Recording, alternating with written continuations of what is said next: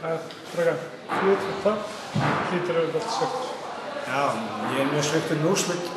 4-2 allt og mikið, en svolítið ánægður með okkar stelpur. Við gerum allt eins og við gátum. Já, það allt og stór tap. 4-2 ekki svona mynda að þennan leik. Í staðan 2-2 við fengum dauðafæri Rakel Hranadóttir 1 móti markmanni við búin að skora einhvern komið í 3-2 kannski vinna leikur.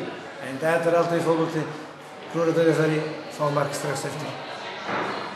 Þið fáið óvart 3 mark í seinni hálfleik. Hvað svona klikkaði í seinni hálfleik? Ég kannski klikka við fáum allt og fljótt mark nummer 2. Það jafna strax úr hornspyrnu og finnst mér við eins og búin að missa smá trúin eftir þetta leik. Fór eins og fór. Og það kannski má ekki svo mikið þetta tap, það náttúrulega deildin heldur áfram. Nei, við verðum að gleyma þennan leik strax í kvöld og við verðum að halda áfram næsta þriðjudag 1. júní aftur sterkur leikur fyrir okkur úti á móti Fylkir.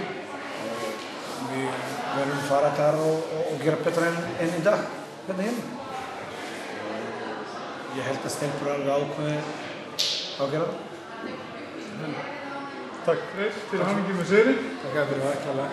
4 sigur, hlýtur að vera sáttur. Já, ég rosalega sáttur. Góður sigur á erfiðasta útivelli landsins, einum af 2-3 kannski. Og bara frábær frammistaða liðsins, ekki spurning. Þið lendið 2 undir lok fyrri hálfleiks. Þið komum tilbaka, hlýtur að vera mjög sáttur með karakterinn sem liðið sýndist. Já, heldur betur. Þetta eru íþróttamenn.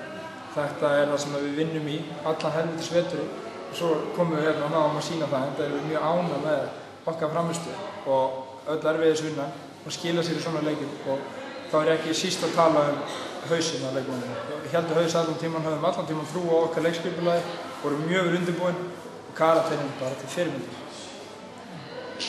4 sigurleikir í deildinni, þið bara óstöðandi?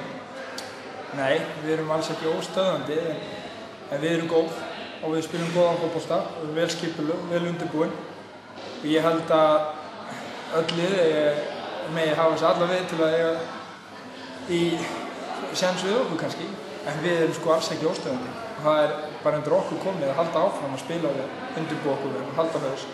En leið og hættum því, þá geta öll lið deildin unna okkur. En svo staðinu núna, þá það ekki boðið og við ætlum að halda haus og vinna einn leik í einu.